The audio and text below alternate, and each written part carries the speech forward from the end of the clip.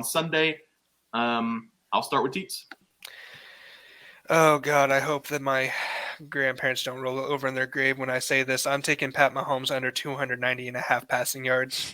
And I can tell you right now, he's hit this for the last 5 before Trey even pulls it up. I looked at it, and it just was a gut feeling. Against Cincy, he didn't hit it. Denver, but it just comes down to it has to be a competitive game. If they get up big, he'll still throw, but it may not be for huge chunks. Houston's defense isn't terrible.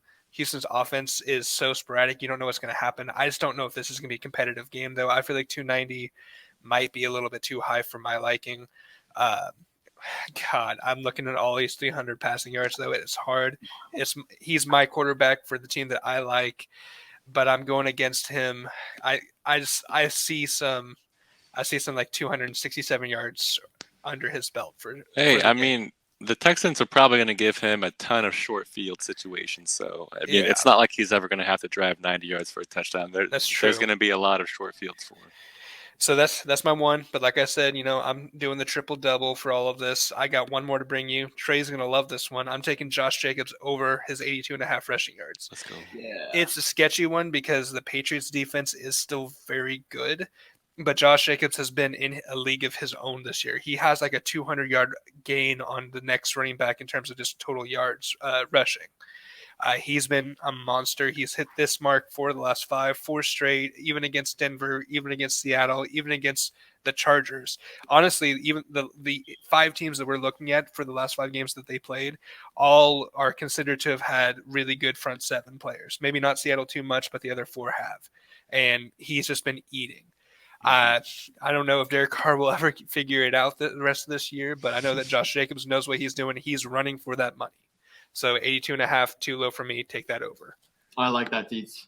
I'm not gonna hop on it. I'm gonna stick to what I have. I'm gonna stay with the trend of giving one lockout. So hopefully I go 3-0 at the end of these player props. I'm going with Derrick Henry, King Henry, over half rushing touchdowns against the Chargers. This is free money. And if you parlay all 3 of my picks on PrizePicks, it's a nice little chunk payout.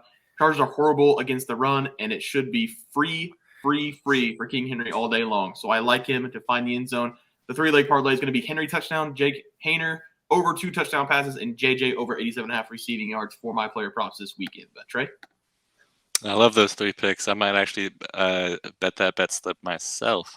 Oh, yeah. But I'm going to go if you guys watched last week, I gave 2 Jared Goff unders.